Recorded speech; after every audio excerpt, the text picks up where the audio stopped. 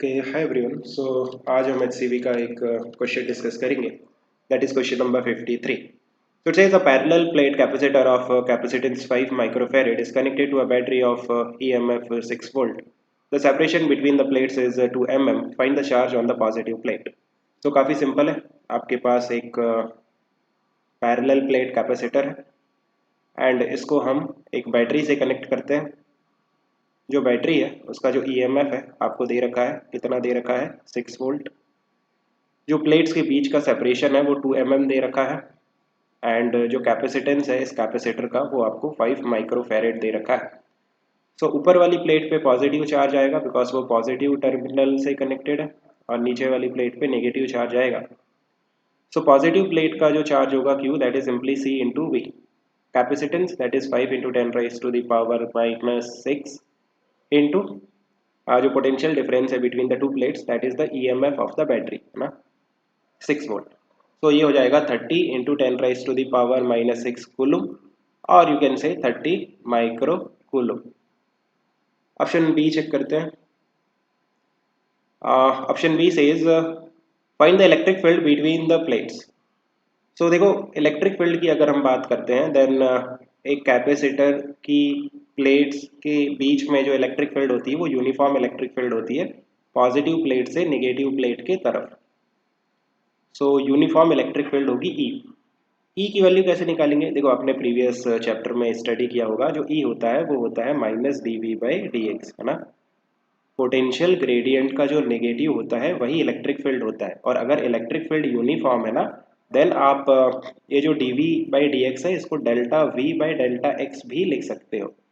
Delta V क्या है? Potential difference. Delta x क्या है? जिन दो पॉइंट्स के बीच का आपने पोटेंशियल डिफरेंस लिया है उन दो पॉइंट के बीच का डिस्टेंस डेल्टा x है. सो अगर मैं ये दो प्लेट्स की बात करता हूँ सो इन दो प्लेट्स के बीच में जो पोटेंशियल डिफरेंस है वो कितना है?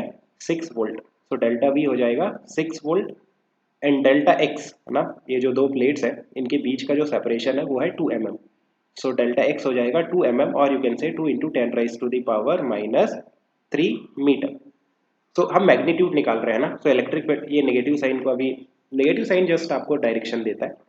अगर मैं इलेक्ट्रिक फील्ड के मैग्नीट्यूड की बात करूं सो जो न्यूमरेटर है वो है 6 और डिनोमिनेटर है 2 into 10 raise to the power -3. So ये कितना आ जाएगा? 3. So it will be 3 into 10 raise to the power 3 volt per metre, right. Option C check करते हैं. A dielectric slab of thickness 1 mm and dielectric constant 5 is inserted into the gap to occupy the lower half of it. Find the capacitance of the new combination. So what is given? देखो पहले हमारे पास जो capacitor था ना, जो capacitor था उसकी plates के बीच का जो डिस्टेंस है d, उसकी वैल्यू आपको 2 mm दे रखी है और इसका जो कैपेसिटेंस दे रखा है वो दे रखा है 5 माइक्रोफैरेड. जो कैपेसिटेंस होगा that is epsilon naught a divided by d. इसकी वैल्यू है 5 माइक्रोफैरेड. जब इस कैपेसिटर के अंदर कोई भी डाइलेक्ट्रिक स्लैब नहीं है उस केस में epsilon naught a by d की वैल्यू 5 माइक्रोफैरेड है. अभी हम क्या करते हैं कि इसके अंदर एक स्लैब इंसर्ट करते हैं जिसकी थिकनेस 1 mm है. सो आप देखो 1 mm means half of the capacitor will be filled with the dielectric, है ना, स्लैब. लाइक जो d की वैल्यू है वो 2 mm है. सो जो स्लैब है उसकी थिकनेस कितनी हो जाएगी? d/2 और d/2 का जो स्पेस है वो अभी भी एम्प्टी है. तो अभी हमें इसका कैपेसिटेंस निकालना है. तो आप देखो कि जो स्लैब आपने इंसर्ट की है उसका डाइलेक्ट्रिक कांस्टेंट आपको 5 दे रखा है और ऊपर जो d/2 तक का डिस्टेंस है वो एम्प्टी है. सो आप मान लो वहाँ पे जो डाइलेक्ट्रिक स्लैब है, राइट, उसका डाइलेक्ट्रिक कांस्टेंट 1 है. जो एम्प्टी स्पेस है उसमें हम dielectric slab of dielectric constant 1 मान सकते हैं. अब जो कैपेसिटेंस होता है that is epsilon naught a divided by d1/k1 plus d2/k2. जब मल्टीपल स्लैब्स होती हैं इस तरह से सीरीज में कैपेसिटर के अंदर तो हम ये फार्मूला यूज़ करते हैं. दो स्लैब है तो d1/k1 प्लस d2/k2, है ना. लेट्स से ये नया कैपेसिटेंस है c dash. So epsilon naught a divided by d1, जो फर्स्ट वाली प्लेट है उसका जो थिकनेस है वो है d/2 डिवाइडेड बाय उसका डाइलेक्ट्रिक कांस्टेंट कितना है 1 प्लस सेकेंड वाली जो स्लैब है उसका थिकनेस कितना है d/2 D2 की वैल्यू हो गई D/2 और K2 मीन्स उसका डाइलेक्ट्रिक कांस्टेंट है 5, तो ये हो गया 5। इसको सिंप्लीफाई करो, तो आप देखो कितना आ रहा है, epsilon naught A divided by D/2 plus D/10। सो हम क्या करेंगे, एलसीएम ले लेंगे। सो 5 और यहाँ से भी 5 से मल्टीप्लाई करो, सो ये 10 हो जाएगा, है ना, कॉमन एलसीएम 10 आ जाएगा। सो 10 ऊपर चला जाएगा, 10 epsilon naught A divided by 5D प्लस D that is 6D। So ये निकल के आ रहा है 5/3 epsilon naught A by D। अभी देखो epsilon naught A by D इसकी जो वैल्यू है वो कितनी है, 5 माइक्रोफैरेड। तो इसको मैं क्या पुट कर सकता हूँ, ये वैल्यू है 5 माइक्रोफैरेड। तो ये निकल के आ जाएगा 25/3 microfarad. This is the new capacitance C dash after inserting the dielectric slab. Okay, C हो गया। D देखना है, how much charge has phloem through the battery after the slab is inserted. तो आप देखो पहले कितना चार्ज था, पहले कितना चार्ज था कैपेसिटर में जब हमने प्लेट को इंसर्ट नहीं किया था, तब था 30 माइक्रोकूलम।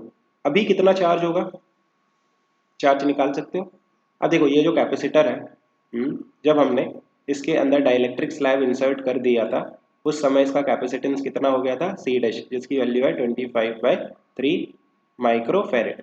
पोटेंशियल डिफरेंस कितना होगा कैपेसिटर की प्लेट्स के बीच में, वो तो सेम ही रहेगा 6 वोल्ट, बिकॉज ये जो कैपेसिटर है ना ये बैटरी से कनेक्टेड है।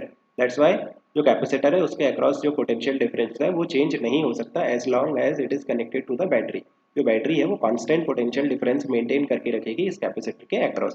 तो अभी जो चार्ज होगा let's say Q dash that will be capacitance is C dash into potential difference. तो ये आ जाएगा 25/3 इंटू 6। तो ये कितना निकल के आ रहा है, ये 50 माइक्रो कूलम, बिकॉज मैंने कैपेसिटेंस को माइक्रोफैरेड में लिया है, दैट्स वाई जो चार्ज आएगा वो भी माइक्रो कूलम में आएगा। सो 50 माइक्रो कूलम, पहले कितना था जब आपने डाइलेक्ट्रिक स्लैब इंसर्ट नहीं किया था तब 30 माइक्रो कूलम था, जब डाइलेक्ट्रिक स्लैब इंसर्ट कर दिया तब 50 माइक्रो कूलम हो गया। इट मीन्स कितना एडिशनल चार्ज आया कैपेसिटर पे, 50 माइनस 30 और यू कैन से 20 माइक्रो कूलम। तो जो बैटरी है जब आप डाइलेक्ट्रिक स्लैब इंसर्ट करोगे ना उसके बाद बैटरी कितना चार्ज सप्लाई करेगी, 20 माइक्रो कूलम का एडिशनल चार्ज कैपेसिटर को सप्लाई करेगी। I hope you have understood की working at best of luck.